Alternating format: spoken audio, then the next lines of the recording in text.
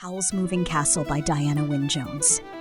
Our tale begins in the enchanting realm of Ingary, a land where 7-league boots are as real as the hats sold in the prosperous town of Market Chipping. Here we meet Sophie Hatter, the eldest of 3 sisters, a fact that, according to local lore, dooms her to a life of unremarkable ordinariness.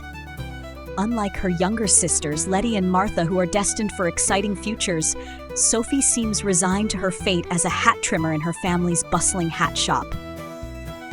Sophie's world is one of routine and predictability, punctuated by the gossip of customers and the occasional unsettling appearance of Wizard Howl's moving castle on the hills overlooking the town. Howl, a powerful and enigmatic sorcerer, is rumored to be a devourer of young girls' hearts, a terrifying figure who casts a long shadow over the lives of Market Chipping's inhabitants. Despite the warnings and the fear that surrounds him, Howl remains a figure of fascination, especially for young women who are both drawn to and terrified of his legendary charm. Sophie's life takes an unexpected turn when her father dies, leaving the hat shop in debt.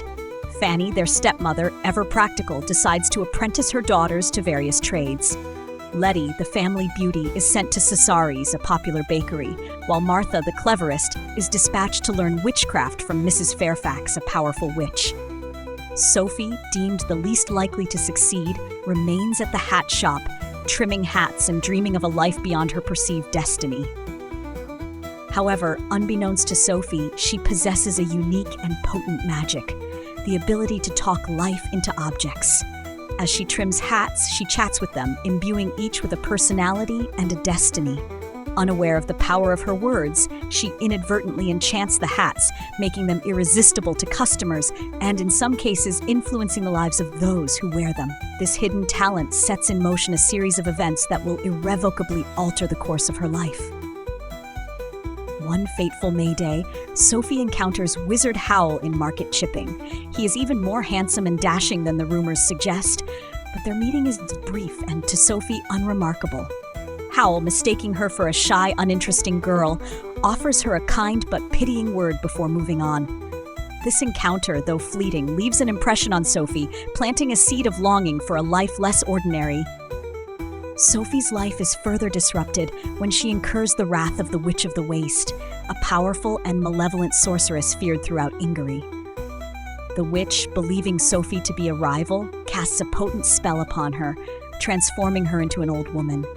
Cursed and unable to reveal her true identity, Sophie decides to leave Market Chipping and seek her fortune, a decision that ironically fulfills the prophecy of failure she had always believed was her birthright as the eldest.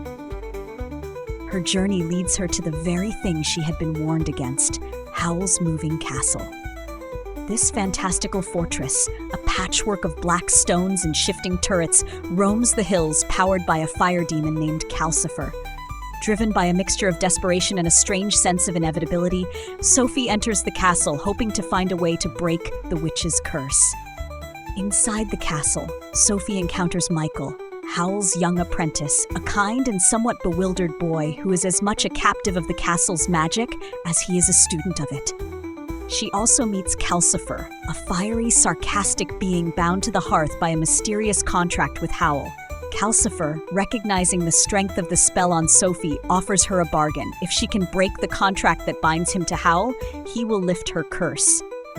Disguising herself as an elderly cleaning lady, Sophie insinuates herself into the castle's chaotic household. She quickly learns that Howl is far more complex than his reputation suggests. He is indeed vain, capricious, and prone to dramatic fits of temper, but he is also surprisingly kind, particularly to those in need. He is a powerful wizard, capable of great feats of magic, but he is also deeply flawed, haunted by a past he refuses to confront, and burdened by a secret that ties him to Calcifer in a dangerous and unbreakable bond. As Sophie cleans and meddles, she uncovers more about Howl's life and the nature of his magic. She learns of his fear of the Witch of the Waste, who holds a grudge against him for a past slight, and of his current pursuit of Letty, whom he believes to be a simple bakery apprentice. However, Sophie discovers a startling truth. Letty and Martha, driven by their own desires and ambitions, have switched places. Martha, yearning for a quiet life and a large family, used a spell to take Letty's place at Cesari's, while Letty, ambitious and eager to learn magic, went to study with Mrs. Fairfax under Martha's name. This revelation throws Howl's pursuit of Letty into a new light. Sophie realizes that the Letty Howl is infatuated with is not the meek girl he imagines, but a strong-willed and intelligent young woman who is more than a match for him. This discovery also brings Sophie face to face with her own feelings for Howl, which have grown from a mixture of fear and fascination into something far deeper and more complex. Sophie's attempts to help Howl break her curse and unravel the mystery of the contract are further complicated by the arrival of a persistent scarecrow, which seems strangely drawn to the castle and to Sophie herself.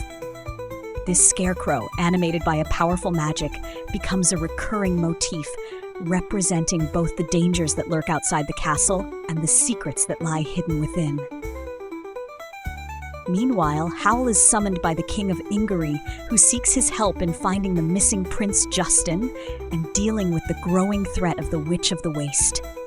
Howl, reluctant to confront the witch and burdened by his own secrets, tries to evade the king's demands. He sends Sophie, in her guise as his old mother, to plead his case to the king, hoping to convince the monarch of his unsuitability for the task. However, Sophie's outspokenness and her unwitting revelation of Howl's true nature have the opposite effect, convincing the king that Howl is the only wizard capable of undertaking the mission. In a series of comical and chaotic events, Sophie's strong-minded interference leads to numerous misadventures.